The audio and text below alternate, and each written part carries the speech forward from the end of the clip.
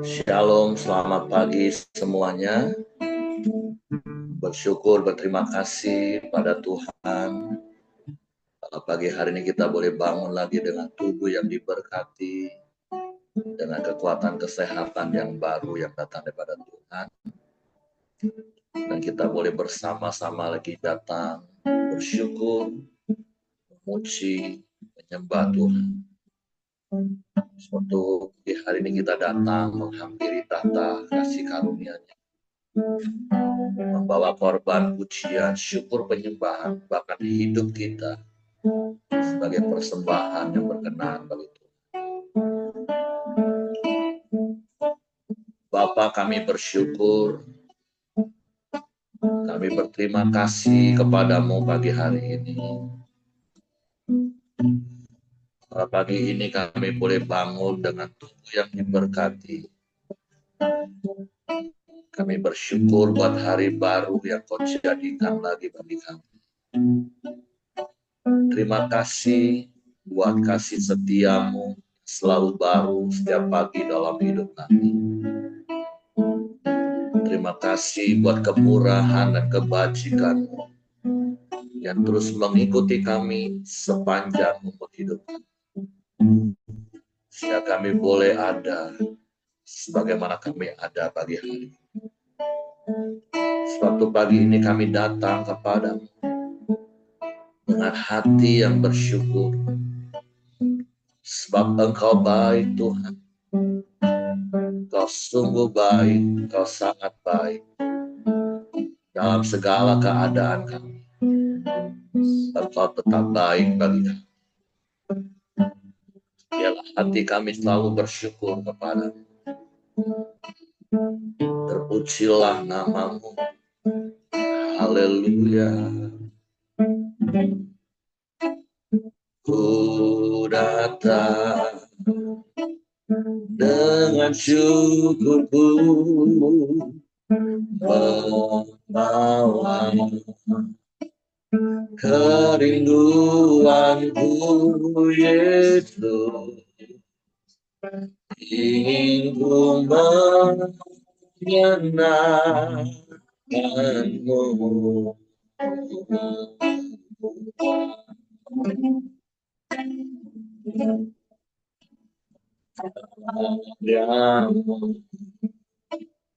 Indah bagiku kasih menyelamatkanku, Yesus. Inilah persembahanku.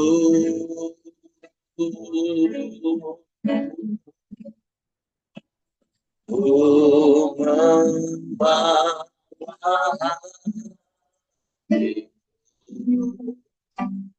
hanya Engkau hidupku, Yesusku, Kau terindah.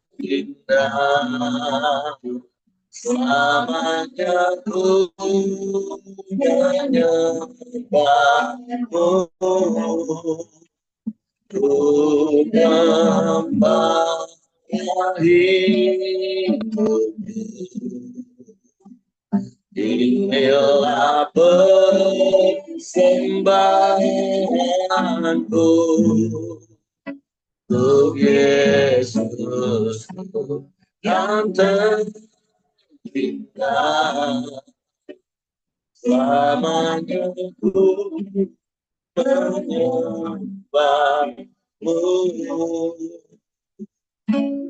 Yesus.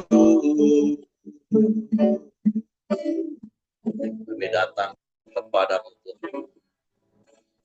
ku datang dengan syukurku, membawa kerinduanku, Yesus. Ingin ku menyenangkanmu.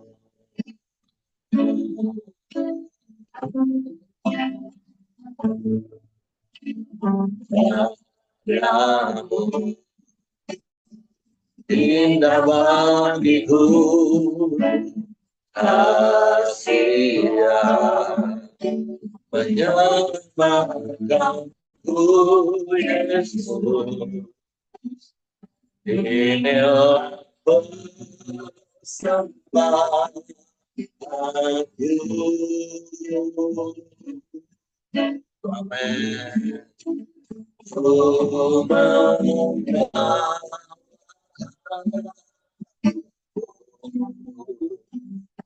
hanya Engkau di hidupku, Yesus, Kau tercinta. Selamanya ku menyembahmu, ku menyembah hidupku. Inilah persembahanku untuk Yesus yang terindah. Selamanya ku menyembahmu. Kami bawa hati kami.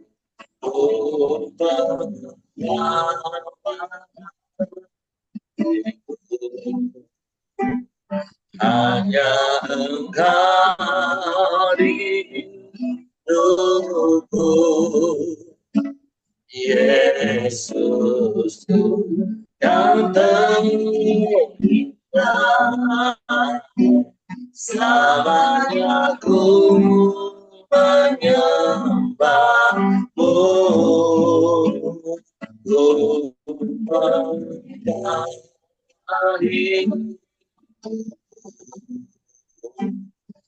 inilah persembahanku untuk Yesus yang terindah.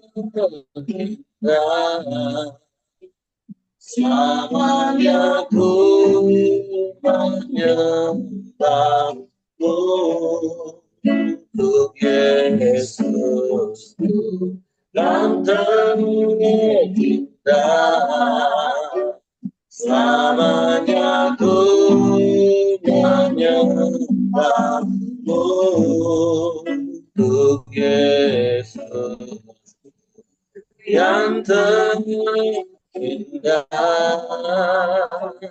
Selamanya ku menyembahmu,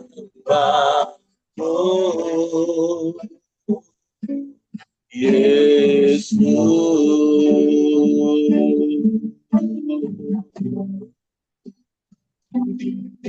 Selamanya kami menyembah, selamanya kami memuji-Mu.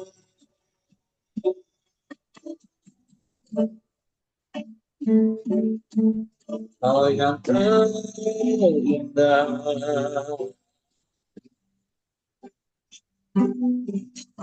Kau yang termulia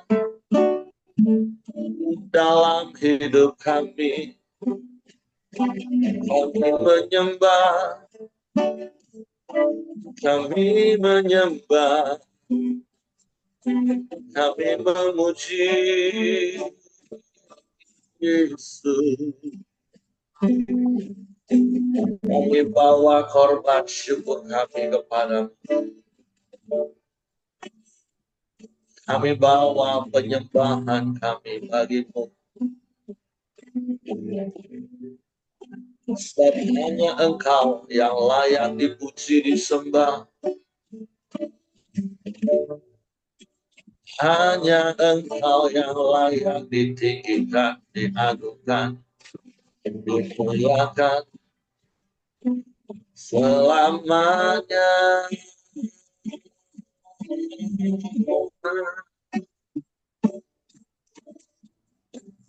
Terpujilah namamu Yesus Tuhan. Terpuji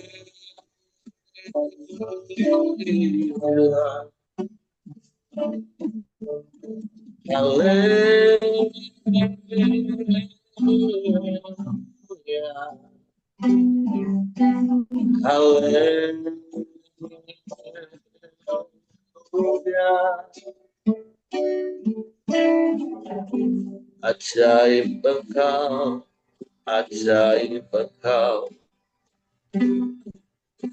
Haleluya, haleluya. Tiada yang lain, tiada yang sepertimu, Yesus.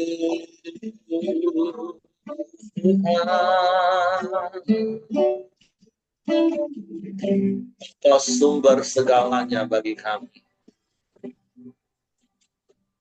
Engkau lebih dari cukup bagi kami.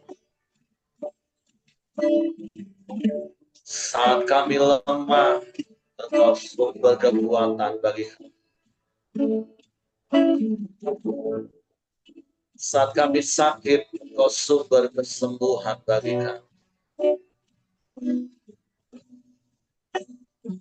Saat kami gundah gulana, Engkau sumber damai sejahtera bagi kami. Dalam setiap persoalan, Engkau sumber jawaban bagi kami.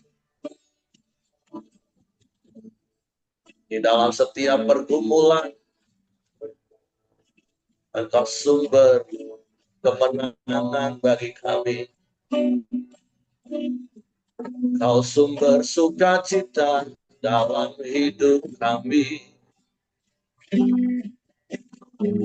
Engkau lebih dari cukup bagi kami, Tuhan. Tidak ada yang lain yang kami ingini di bumi selain Engkau. Hanya Engkau, Yesus Tuhan. Kau segala-galanya bagi kami. Kami bersyukur. Terpujilah namamu, Yesus Tuhan. Terpujilah namamu. Terpujilah namamu,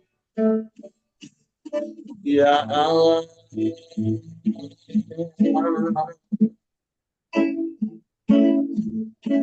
Haleluya.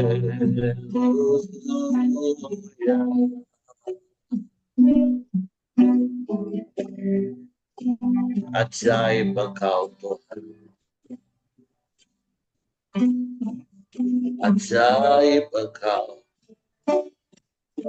Ajaib Engkau. Ya Allah baik, sungguh baik, teramat baik Engkau.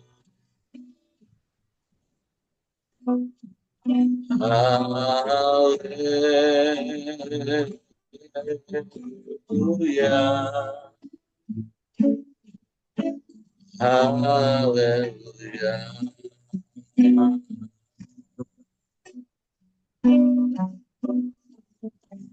Ajaib Tuhan. Ajaib Engkau, ya Allah.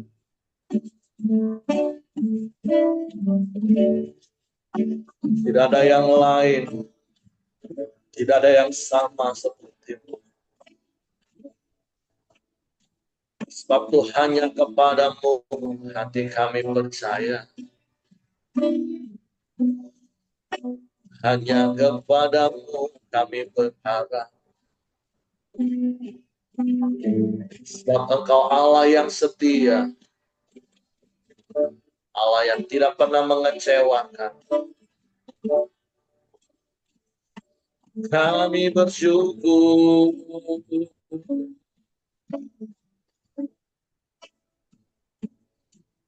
Kami bersyukur.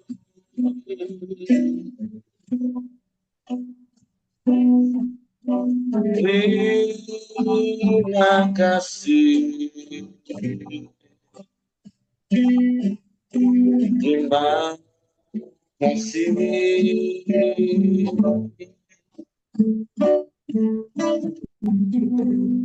Pujilah nama-Mu Tuhan. Pujilah nama-Mu.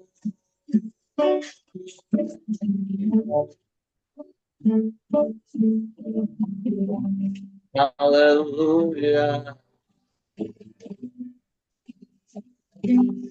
Haleluya. Haleluya. Sebab Engkau gembala yang baik bagi kami. Sebab kami tak takut, kami tak gentar. Sebab Engkau yang memegang tangan. Engkau yang menuntun hidup kami. Engkau yang menggembalakan hidupku. Engkau yang memenuhi segala kebutuhan.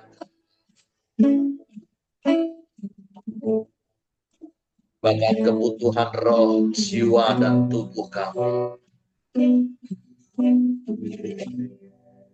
Engkau lebih dari cukup bagi kami, Tuhan. Haleluya. Haleluya. Terima kasih. Sebab kami mau terus tinggal di dalam-Mu.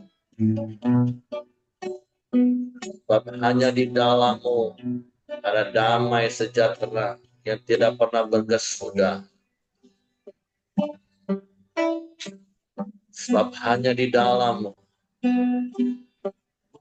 ada sukacita senantiasa bagi kami. Terima kasih, terima kasih. Kami bersyukur padamu. Haleluya. Terpujilah nama-Mu Tuhan. Terpujilah nama.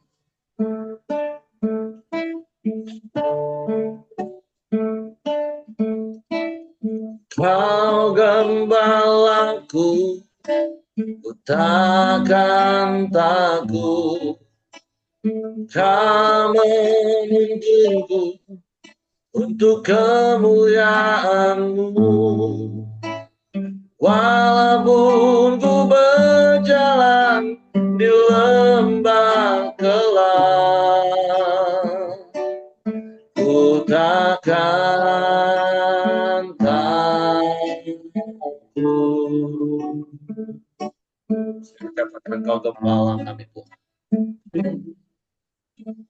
Kau gembalaku, ku takkan takut. Kau menuntunku untuk kemuliaan-Mu. Walaupun ku berjalan di lembah gelap, ku takkan takut. Sebab Kau sertaku. Amin. Dalam-Mu damai-Ku dapat, dalam-Mu sukacitaku, dalam-Mu aku penuh, dalam-Mu Yesusku.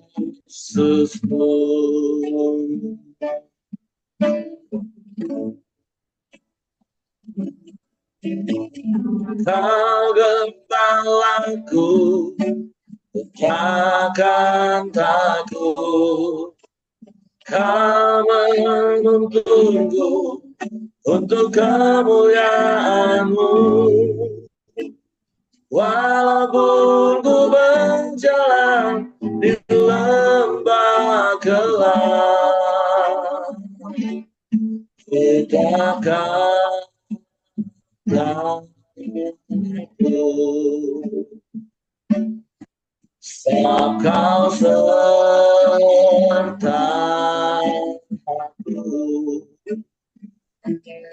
Dalammu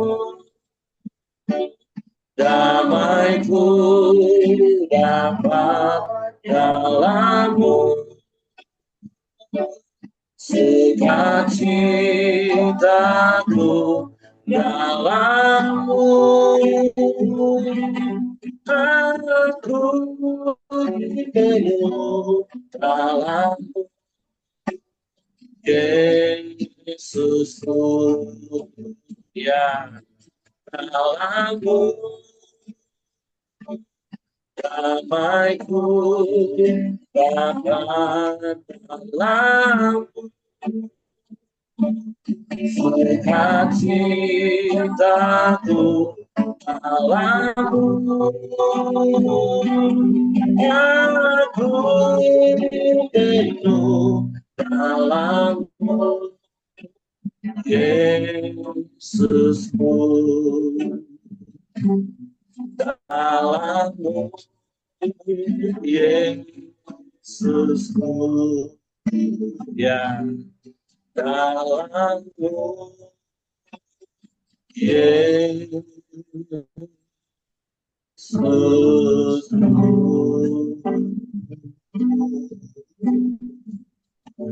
Hanya di dalammu,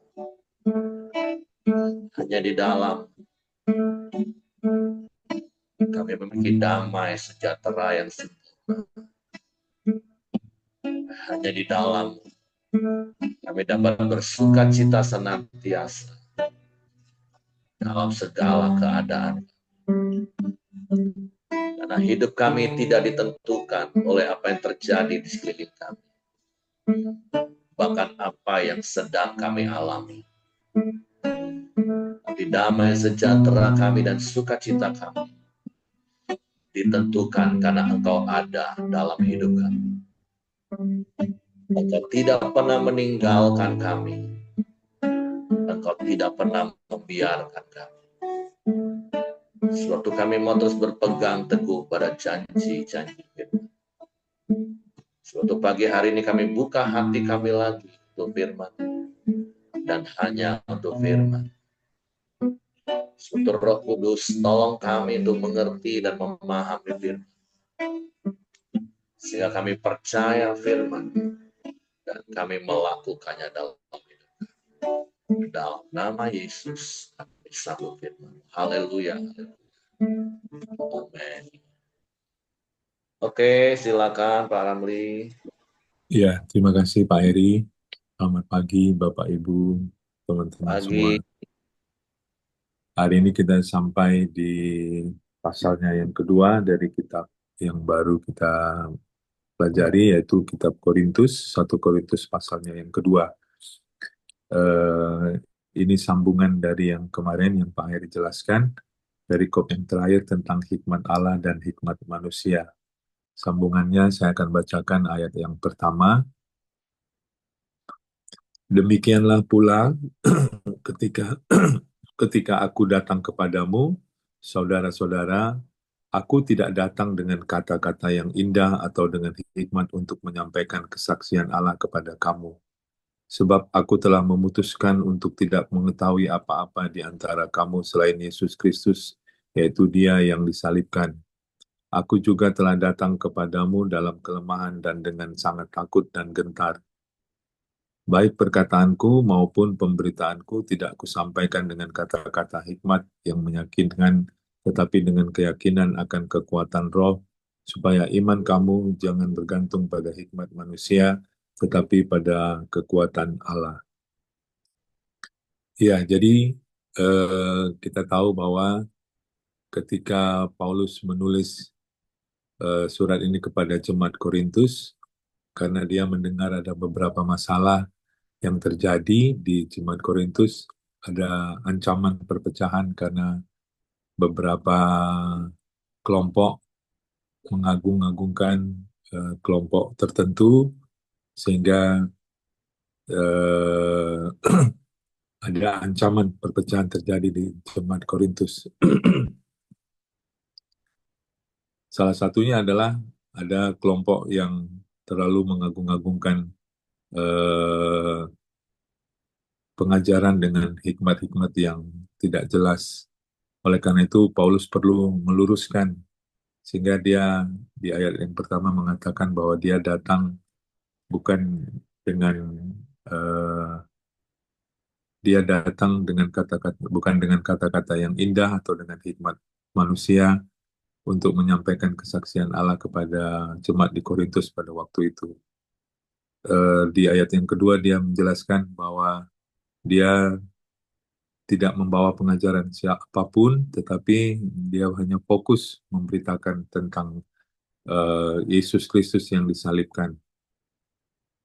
Jadi kita tahu bahwa Paulus tidak datang dengan kata-kata hikmat atau dengan kalimat-kalimat yang apa kalimat-kalimat yang bernuansa intelektual yang tinggi atau dengan kalimat-kalimat motivasi seperti seorang motivator ya. Tetapi kita bisa melihat bagaimana Paulus menjelaskan dia melayani dengan kuasa daripada Roh Kudus.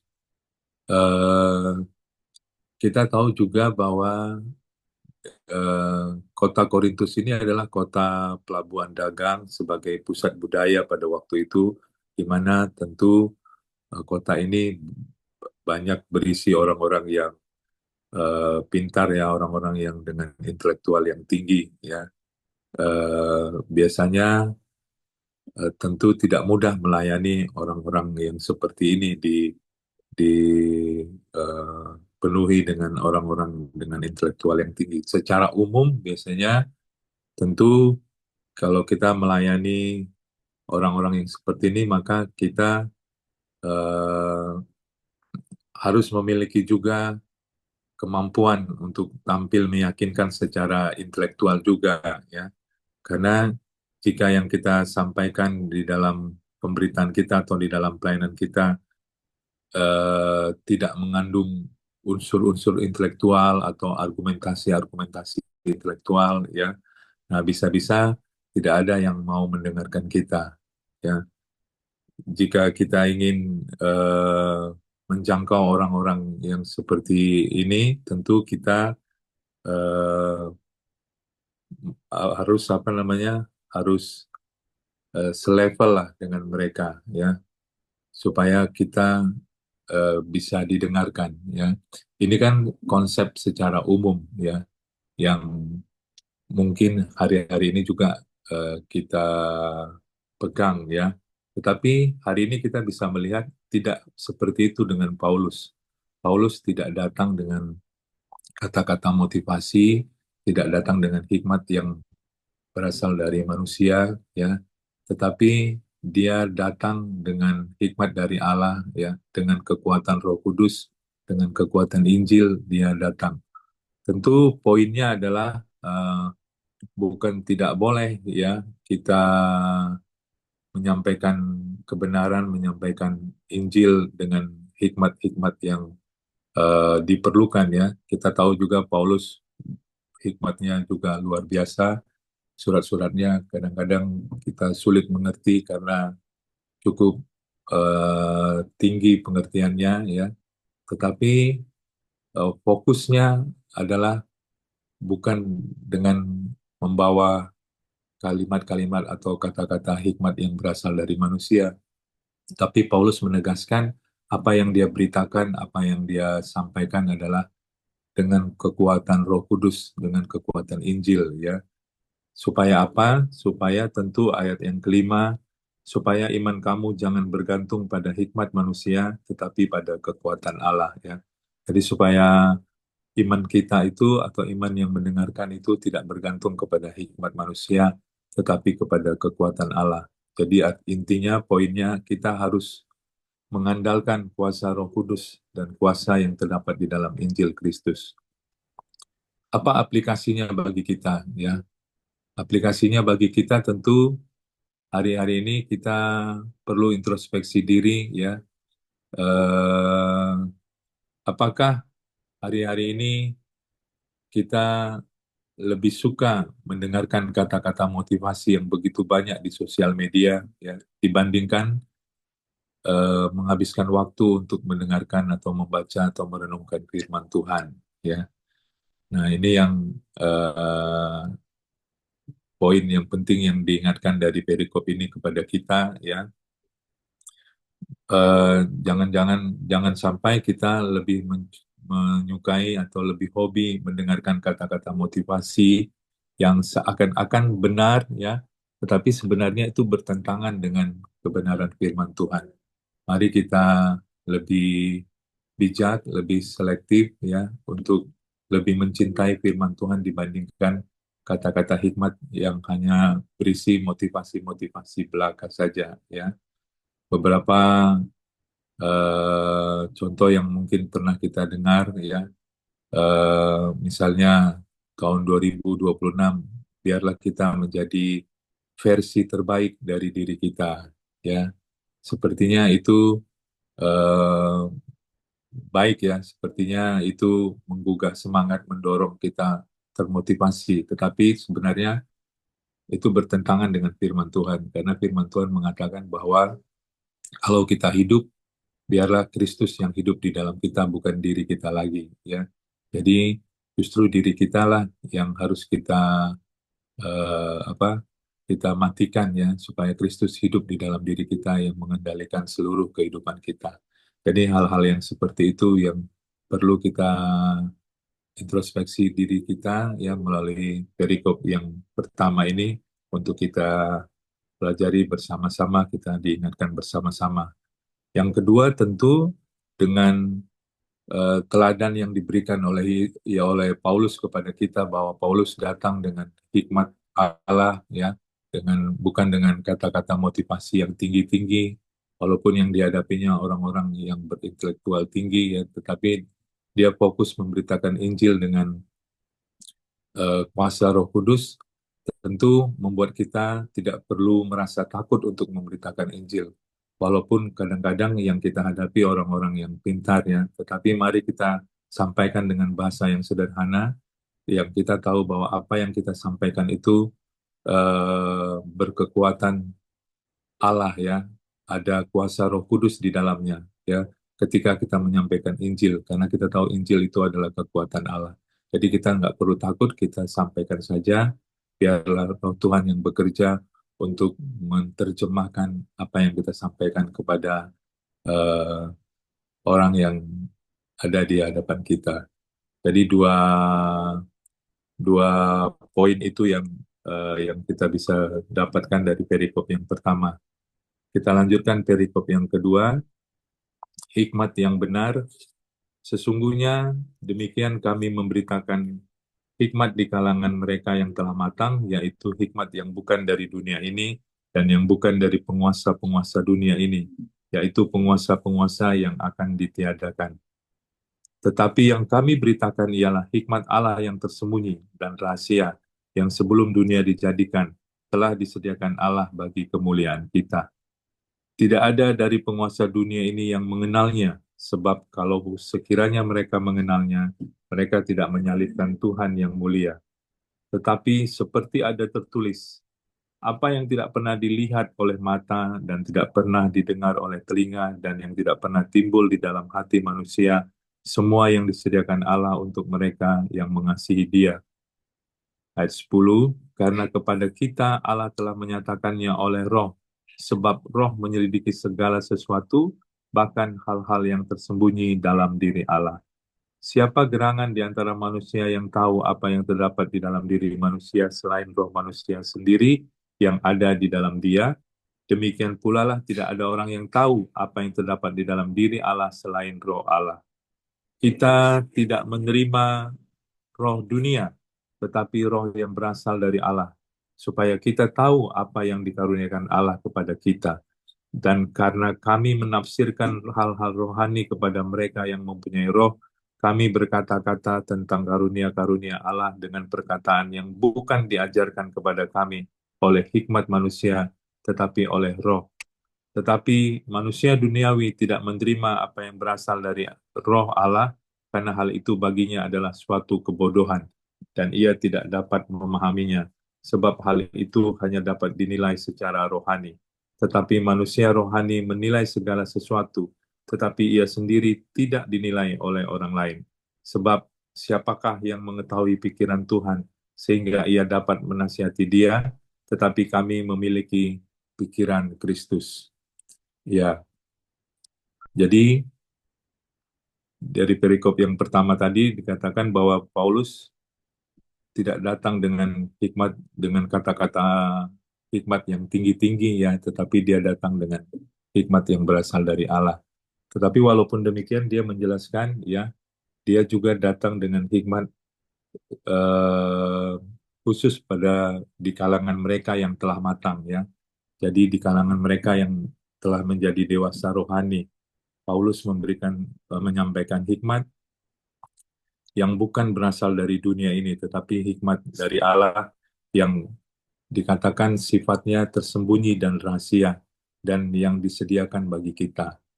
Ini menjadi sesuatu yang luar biasa tentu ketika kita menyadari hal ini untuk diaplikasikan pada kita pada saat sekarang ini ya.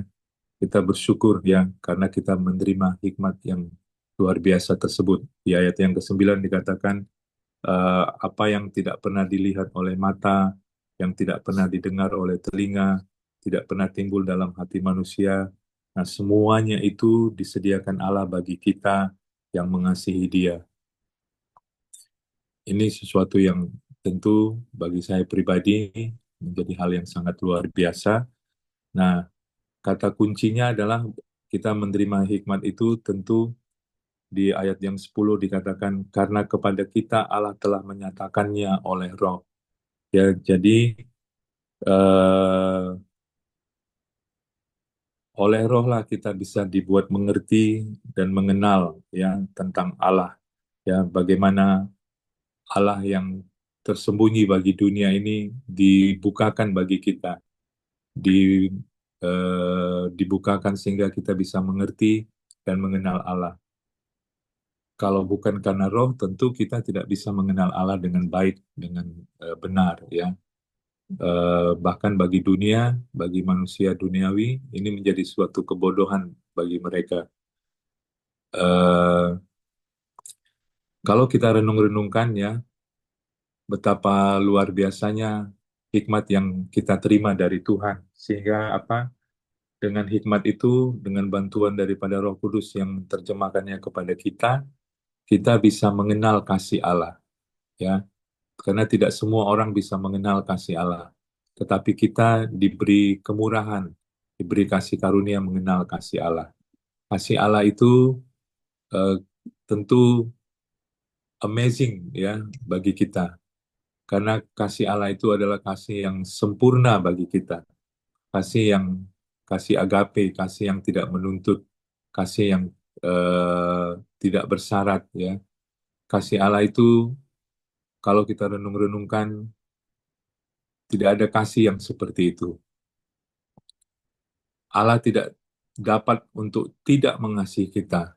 Allah tidak bisa berhenti mengasihi kita karena kalau dia berhenti mengasihi kita, tentu dia berhenti menjadi Allah. Dan ini kan sesuatu pengertian yang luar biasa yang tadinya kita tidak tahu, kita tidak mengerti, tetapi karena hikmat Allah, karena kuasa daripada Roh Allah yang memberitahukan kepada kita, sehingga kita bisa mengerti dan kita bisa paham tentang kasih Allah. Apalagi yang bisa kita pahami tentang Allah?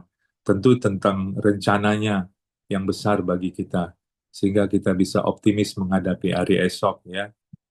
Apalagi kita belajar juga mengenal Allah dari sifat-sifatnya, dari kuasanya, dari damai sejahtera yang diberikan kepada kita. Semua itu benar yang seperti yang dikatakan ayat yang ke-9, tidak pernah dilihat oleh mata, tidak pernah didengar oleh telinga, tidak pernah muncul dari hati manusia yang sebelumnya, tetapi itu diberikan, dibukakan kepada kita yang mengasihi Dia. Kita misteri Allah yang tadinya rahasia dan tersembunyi itu dibukakan bagi kita sehingga akhirnya kita bisa mengenal Allah dengan benar. Dan pengenalan itu semakin hari semakin bertumbuh. Masih banyak lagi rahasia yang belum kita ketahui tentang Allah, tetapi kita bertumbuh ke arah ke sana.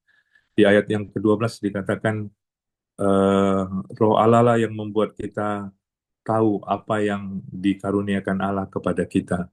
Kita mengerti potensi-potensi apa yang disediakan Allah bagi kita, ya, apa karunia yang diberikan Allah kepada kita. Ayat 14 juga mengatakan, tetapi manusia duniawi tidak menerima apa yang berasal dari Roh Allah karena hal itu baginya adalah suatu kebodohan dan ia tidak dapat memahaminya sebab hal itu hanya dapat dinilai secara rohani, ya. Jadi kita bersyukur, ya, karena kita, apa yang dunia ini anggap sebagai sebuah kebodohan, tetapi bagi kita itu adalah hal yang luar biasa karena dibukakan bagi kita. Jadi eh, poinnya secara umum apa aplikasi yang saya bisa sharingkan kepada kita, ya, tentu dengan menyadari bahwa kita menerima dan memiliki hikmat yang dari Tuhan, hikmat surgawi, ya, bahkan penguasa-penguasa dunia ini tidak mengertinya, tidak memilikinya. Tentu yang pertama kita patut dan layak bersyukur untuk itu, ya. Karena apa? Karena kita bisa menerima dan mengerti hikmat Allah. Kita bisa mengerti dan mengenal Allah karena dibukakan oleh Roh Kudus kepada kita. Yang kedua tentu selain bersyukur kita menghargai hikmat Allah itu dengan hidup memberi diri dipimpin oleh hikmat itu setiap hari. Mari kita tidak mengandalkan kekuatan kita sendiri, tidak mengandalkan hikmat kita sendiri, tetapi kita memberi diri kita karena ada hikmat Allah yang maha tinggi yang sudah kita miliki. Dan biarlah hidup kita dipimpin oleh hikmat itu, sehingga hidup kita bisa selaras dengan rencana Tuhan dan kehendak Tuhan setiap hari di dalam kehidupan kita. Itu beberapa poin yang bisa saya sharingkan. Saya kembalikan kepada Pak Heri untuk melengkapinya. Tuhan Yesus memberkati kita. Shalom. Oke, terima kasih untuk Pak Ramli buat sharing firman Tuhan pagi hari ini. Mengingatkan kita tentunya yang kalau saya boleh memakai istilah dalam tanda kutip, kita ini sudah menyandang predikat sebagai manusia rohani. Kenapa? Karena di dalam Kristus tentunya kan roh kita kan sudah dibaharui menjadi ciptaan baru di dalam Kristus.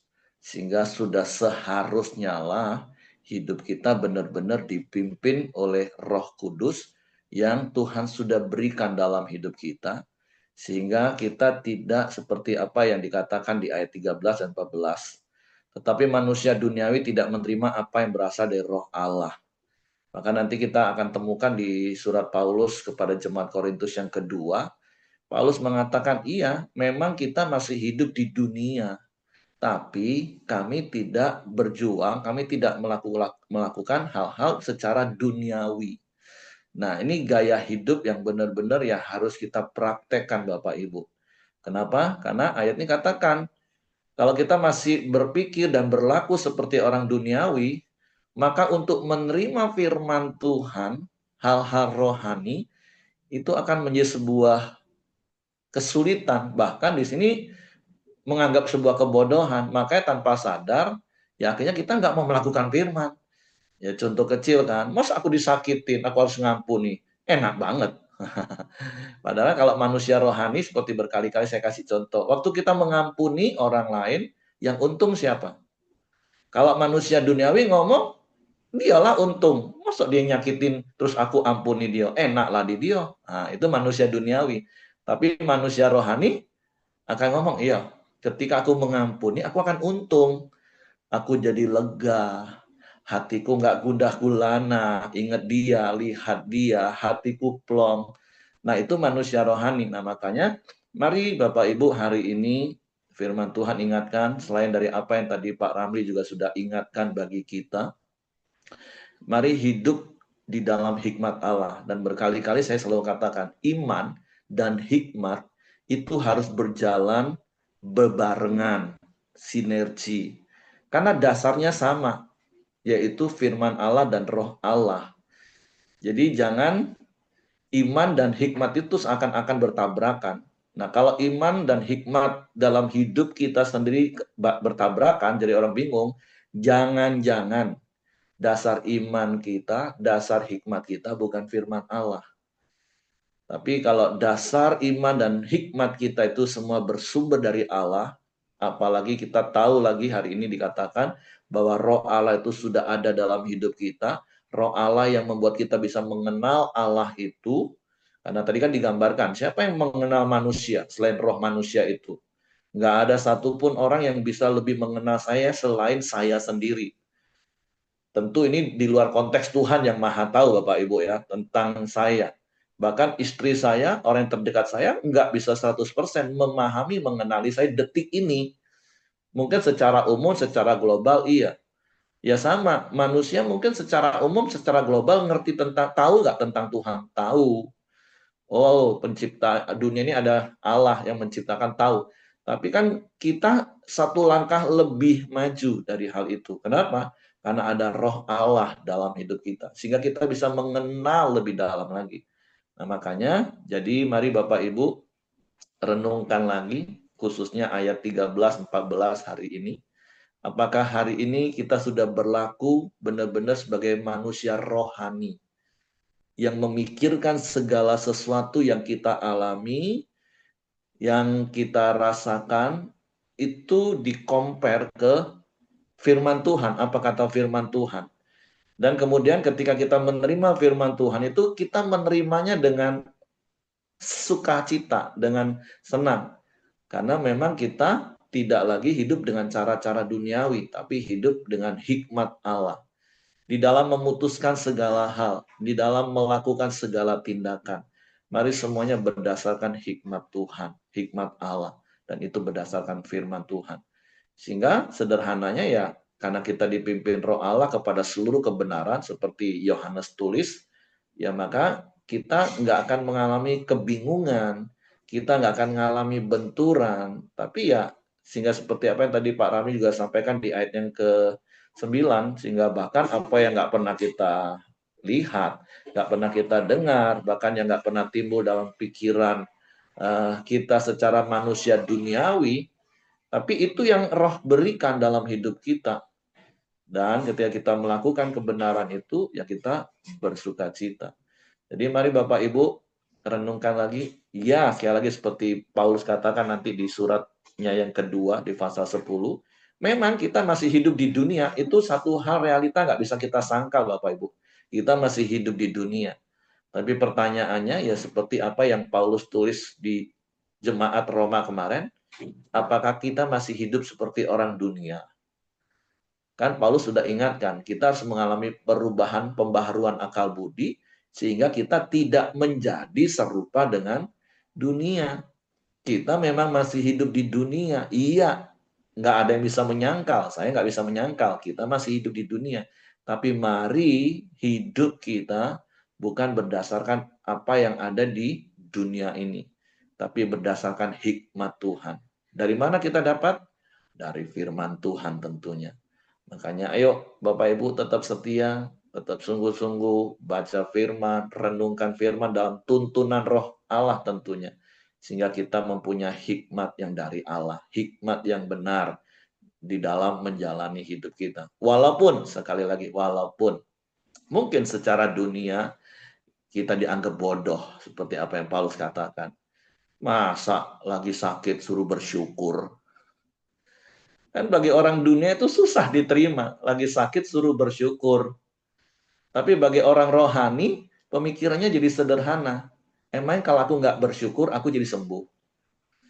Bukankah kalau aku nggak bersyukur, tambah sakit rasanya? Karena dibuat bersungut-sungut, semua jadi tambah, bukan saja tubuhnya saja yang sakit, nanti jiwanya pun jadi sakit, rohnya jadi lemah. Tapi ketika seperti Paulus katakan, iya, manusia lahiriah aku boleh semakin merosot. Nanti kita akan temukan ayatnya. Tapi manusia batiniah dibaharui dari sehari ke sehari. Nah itu gaya pola pikir rohani dan duniawi yang sangat bertolak belakang Bapak Ibu. Jadi saya berharap dan saya percaya Bapak Ibu akan semakin, kalau saya pakai istilah ini, semakin hidup sebagai manusia rohani. Sekalipun kita masih tinggal di dalam dunia. Sehingga kita memandang segala sesuatu di dunia ini bukan dengan kacamata duniawi, tapi kita memandangnya dengan kacamata Allah, kacamata rohani. Dan saya mau kasih tahu, itulah yang membuat kita, yang membuat saya hari ini happy senantiasa, bersuka cita senantiasa dalam segala keadaan, dalam segala situasi. Karena sekali lagi hidup kita nggak ditentukan oleh apa yang terjadi di sekeliling kita, bahkan apa yang menimpa kita, tapi hidup kita ditentukan oleh karena Roh Allah ada dalam hidup kita. Itu hidup yang harus kita hidupi Bapak Ibu.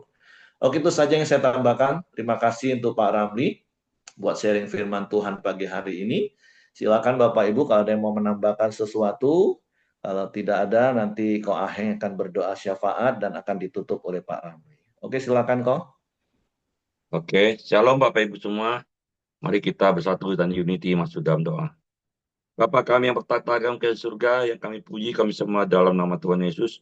Pada pagi hari ini kami sungguh bersyukur dan terima kasih pada Engkau ya Tuhan.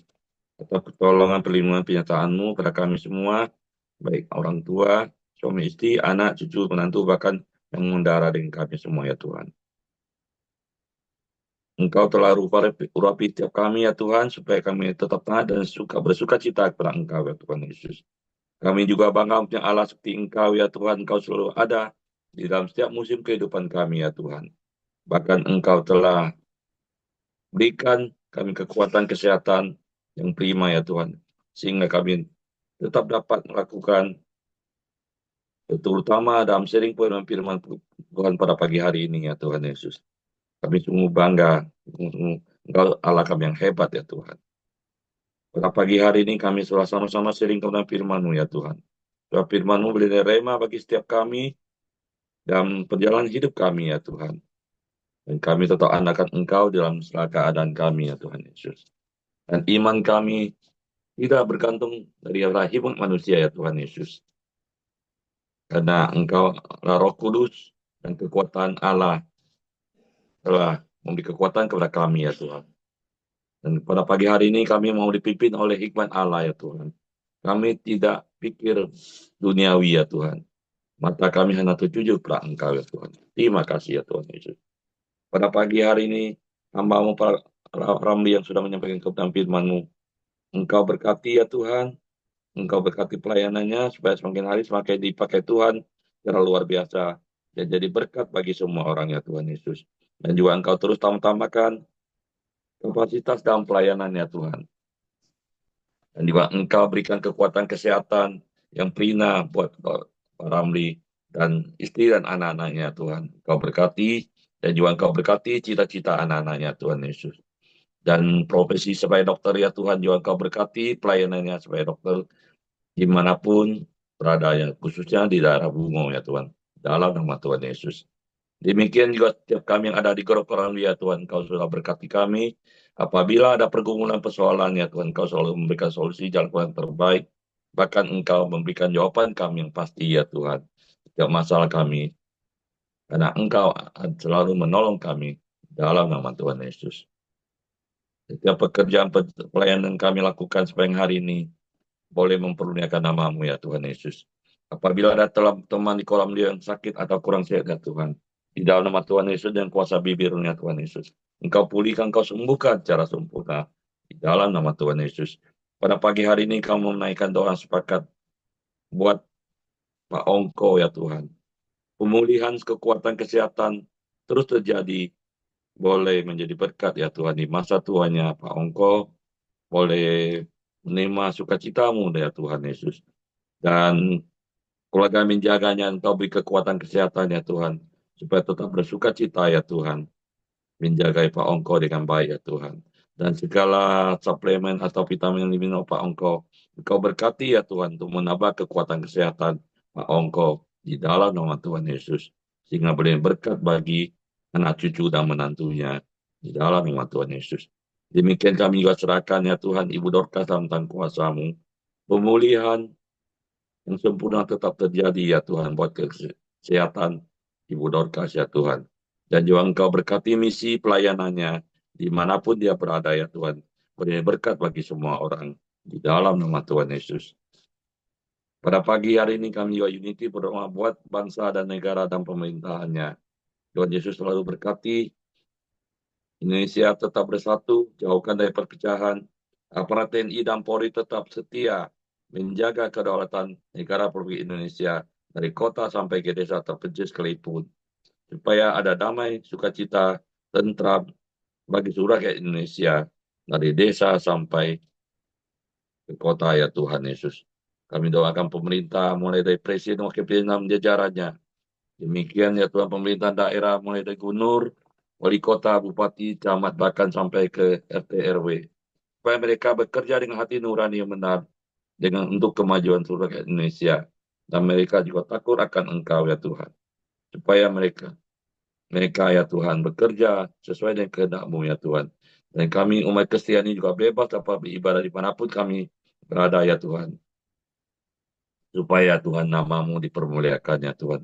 Baik di kota maupun sampai ke desa terpencil sekalipun ya Tuhan. Terima kasih ya Tuhan. Kami juga doakan hasil bumi dan hasil alam ya Tuhan. Supaya dapat dikelola dengan baik.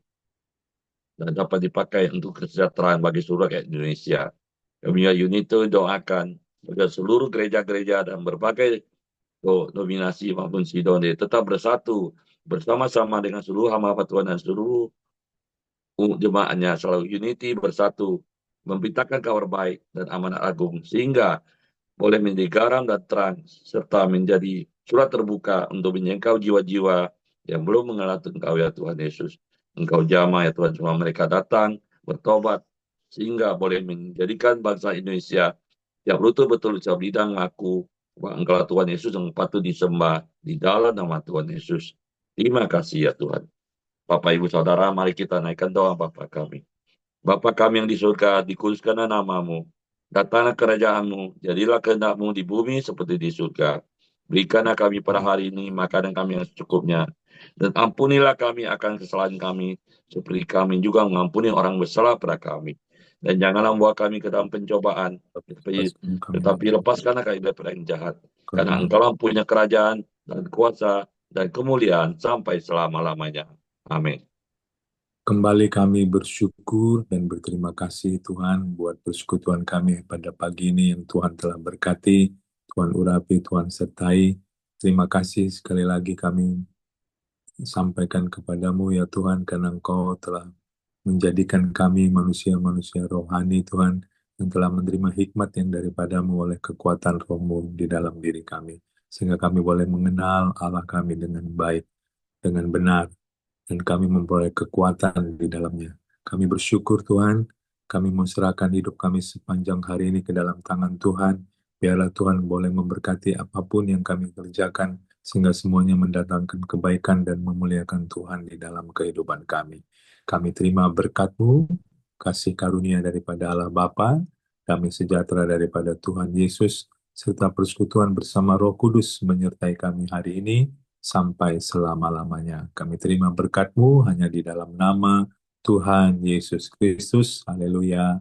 Amin. Oke, semangat pagi. Selamat beraktivitas dan Tuhan Yesus memberkati.